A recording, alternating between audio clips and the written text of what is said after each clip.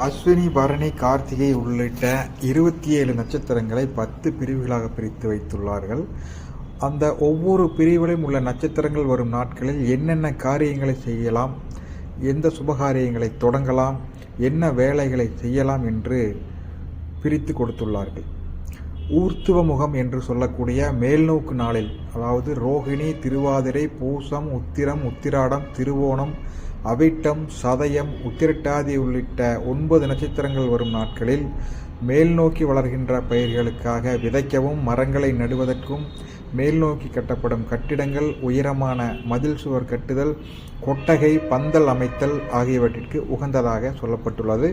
அதேபோல் பூமிக்கு அடியில் செய்ய வேண்டிய காரியங்களுக்கான அதோமுக பிரிவில், அதாவது கீழ்நோக்கி நாளில் வரும் 9 நட்சத்திரங்கள் பரணி, கார்த்திகை, ஆயில்யம், மகம், பூரம், விசாகம், மூலம், பூராடம், பூரட்டாதி ஆகிய நட்சத்திர நாட்களில் குளம், கிணறு வெட்டுதல், நிலத்தை தோண்டி புதையல்களை தேடுதல் அல்லது எடுத்தல், நிலத்திற்கு அடியில் வரும் பயிர்களை விளைவித்தல், அதாவது கிழங்கு வகைகளை விளைவித்தல், விதைகளை பாதுகாக்க நிலத்திற்கடியில் களஞ்சியம் அமைத்தல், கணிதம் ஆரம்பித்தல் ஆகியவை செய்யலாம்.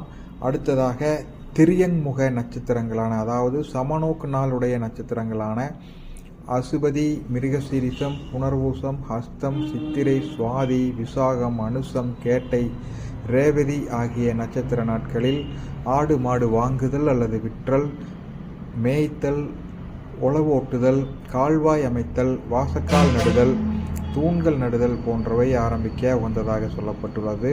அதேபோல் ஸ்திர நட்சத்திரங்களான ரோகிணி, உத்தரம், உத்திராடம், உத்திரட்டாதி ஆகிய நட்சத்திர நாட்களில் விதை விதைத்தல், பதவி ஏற்றுக்கொள்ளுதல், புதிய ஊருக்கு குடிபெயர்தல், தோட்டம் அமைத்தல் போன்றவை செய்யலாம்.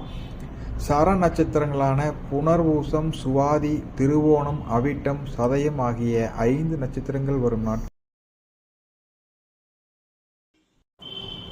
வாகனத்தில் ஏறுதல், தோட்டம் போதல் ஆகியவை செய்யலாம். சிலர் புதிய வாகனம் வாங்குதல், புதிய தோட்டம் அமைத்தல் என்று சொல்கிறார்கள். இதில் சிறிது உடன்பாடு இல்லை. உக்கிர நட்சத்திரங்களான பரணி, மகம், பூரம், பூராடம், பூரட்டாதி ஆகிய நட்சத்திர நாட்களில் உக்கிரமான காரியங்களை செய்தல், விஷப்பிரயோகம், ஆயுத பிரயோகம் ஆகியவை செய்யலாம் என்று சொல்லியிருக்கிறார்கள். மிச்சிர நட்சத்திரங்களான கார்த்திகை, விசாகம் ஆகிய நட்சத்திர நாட்களில் அபிஷேகம் செய்தல், விதை விதைத்தல், ஊர்